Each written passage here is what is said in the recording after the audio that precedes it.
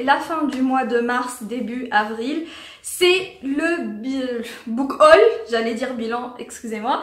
Donc c'est le book haul du mois de mars. Et après être resté tranquille pendant voilà, le mois de janvier et le mois de février, j'ai accumulé voilà, quelques belles acquisitions. Et je vais vous les présenter sans plus tarder. Donc tout d'abord, j'ai reçu de la part des éditions du Caïman ce recueil de nouvelles, donc des nouvelles de mai 68, 50 ans après. Donc comme vous pouvez le voir, il y a des dessins de différents dessinateurs qui vont illustrer à peu près quelques, pour ne pas dire toutes, je sais pas en fait, mais voilà, donc c'est parsemé tout au long du livre. Et c'est très joli, moi j'aime beaucoup, ça fait quelque chose, une petite coupure comme ça, vraiment marrante, pour, voilà, entre deux nouvelles quoi, tout simplement.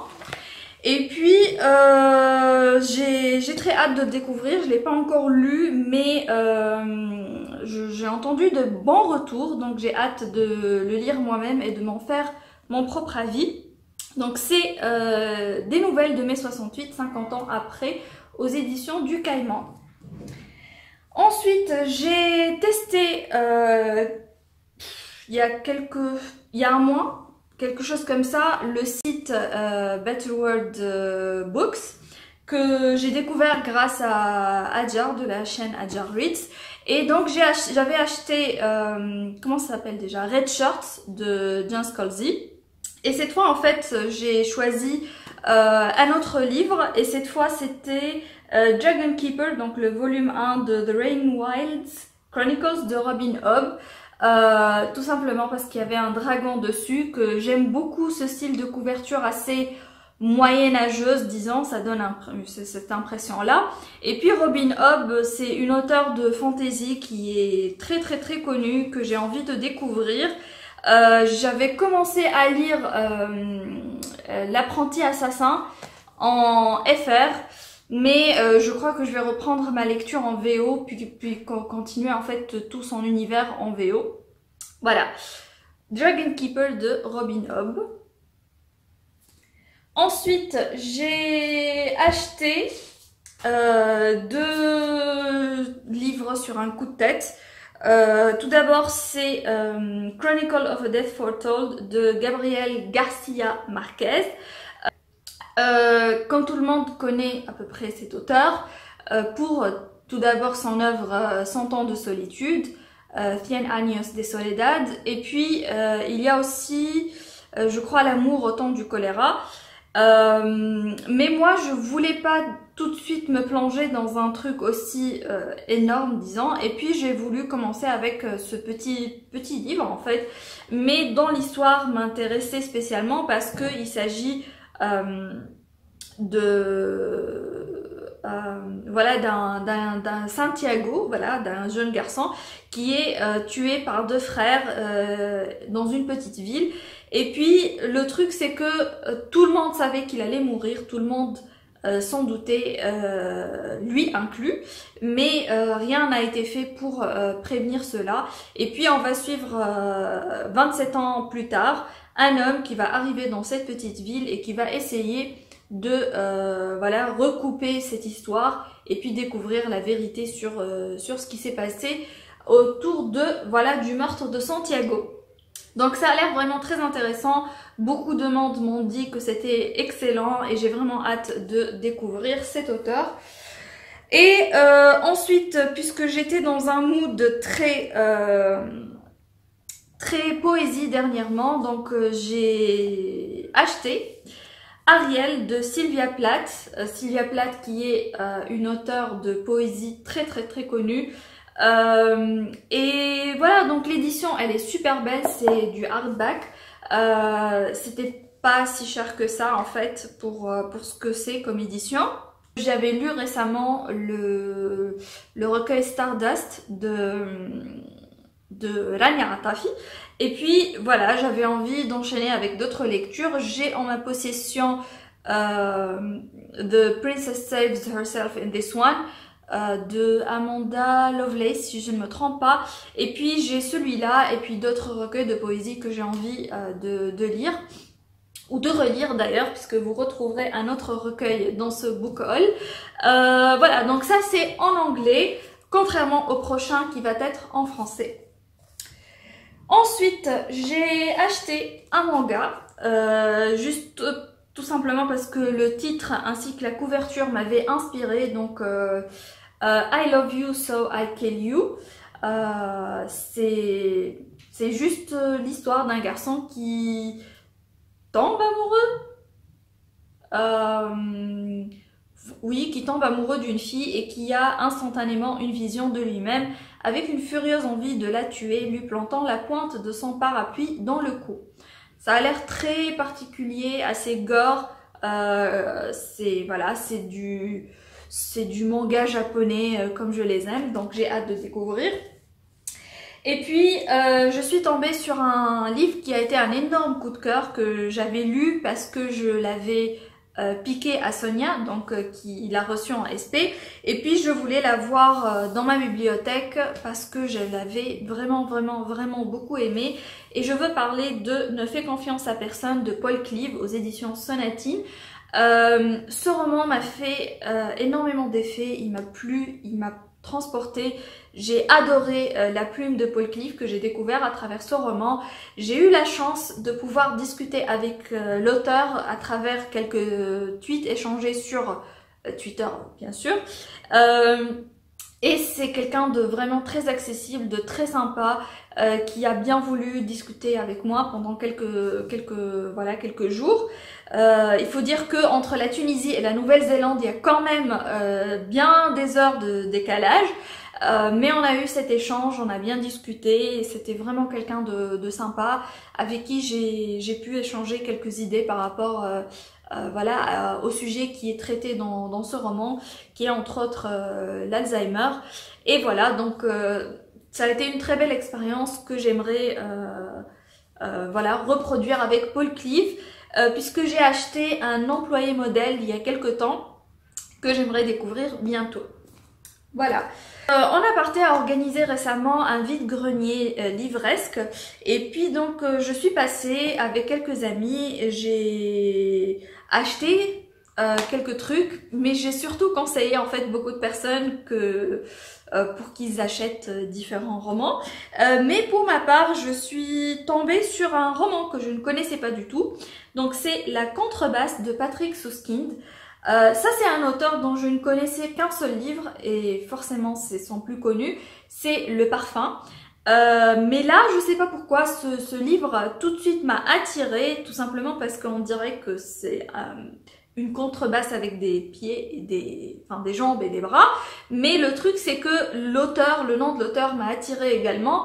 Et puis en lisant la 4e de couverture, ça a juste voilà, conclu mon envie de l'acheter. Donc tout simplement, la contrebasse est l'instrument le plus gros, le plus puissant et le plus indispensable de l'orchestre, le plus beau aussi, dit d'abord le contrebassiste.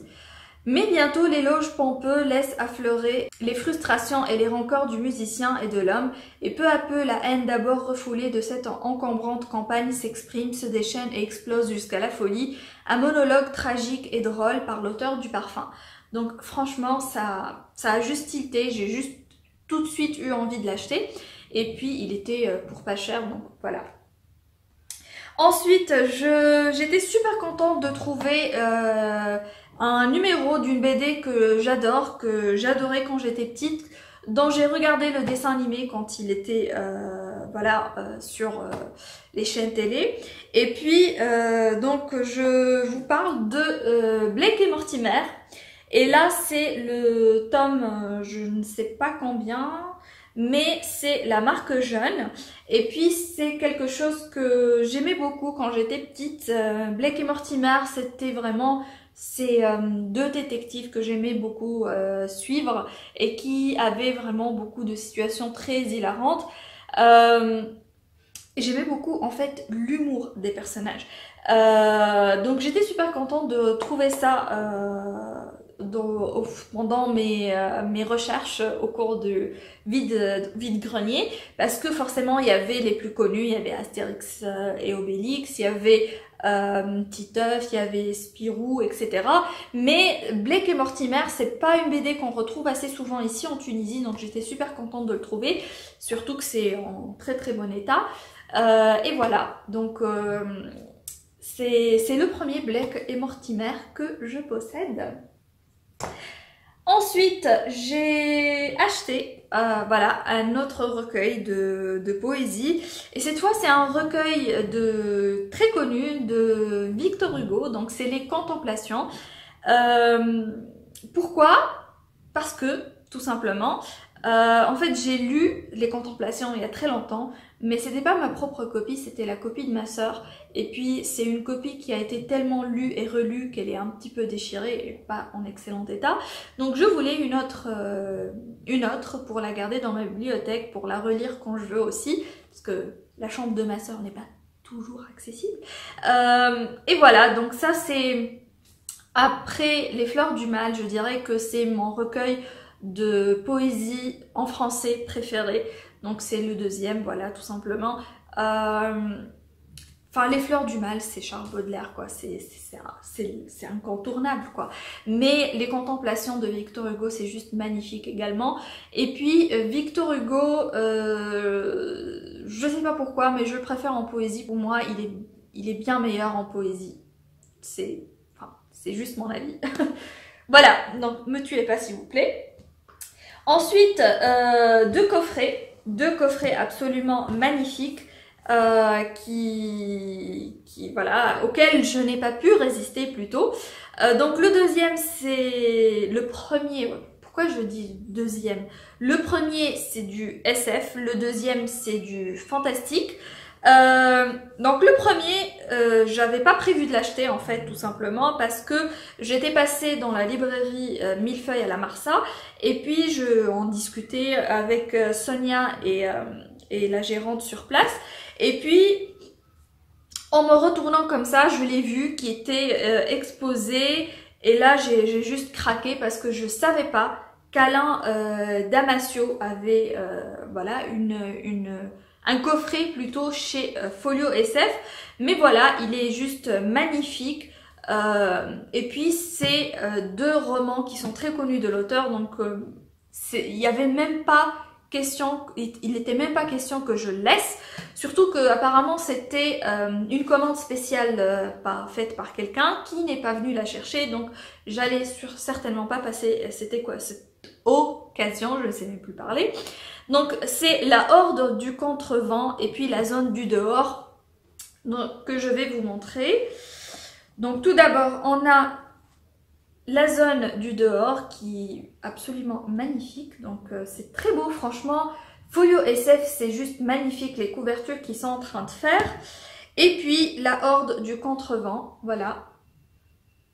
Et c'est Alain Damasio, c'est deux romans qui sont très connus pour ceux qui sont des amateurs de SF. Et puis Alain Damasio qui est également un auteur de SF que je veux découvrir, parce que malgré tout ce que j'ai lu en SF, bah, il y a certains auteurs incontournables que je n'ai pas encore lus, dont Alain Damasio, que je vais découvrir avec ces deux romans. Et ensuite, j'ai oublié de vous présenter les deux marque-pages que j'ai achetés au vide-grenier. Donc c'est deux petits marque-pages tout mignons parce que tout simplement ils étaient trop mignons. Voilà, j'ai pas pu résister, ils sont trop beaux. Et le clou du spectacle, dirons-nous, c'est le coffret de Stephen King, que tout le monde, j'ai l'impression, a acheté. J'étais en France lorsque c'était en plein boom, après c'était même en rupture de stock, mais j'étais déjà en excédent de bagages, je pouvais pas acheter en plus un coffret, donc j'étais super triste, et au final j'ai trouvé voilà ce coffret chez la librairie Al-Kitab, donc je me suis dépêchée de l'acheter. Et puis c'est juste une édition qui est absolument magnifique, et bon, autant acheter donc ça dans cette édition là, parce que moi je l'avais pas avant, donc je me suis dit bah autant acheter une belle édition comme celle-ci pour l'avoir dans sa bibliothèque, et puis c'est trop beau. Et là c'est le tome 2, et voilà, donc c'est le ça qu'il faudrait que je lise très bientôt, puisque j'ai regardé le film et que je n'ai pas encore lu le livre. Donc faudrait vraiment que je le lise. Et puis j'aimerais bien lire la suite avant la sortie du deuxième film, tout simplement. Voilà, donc après avoir blablaté pendant très longtemps pour ne rien dire concrètement, à part vous présenter quelques livres dont je n'ai même pas mentionné les résumés, bravo Sahar. Voilà, donc je vous dis à très bientôt pour une nouvelle vidéo et bye bye.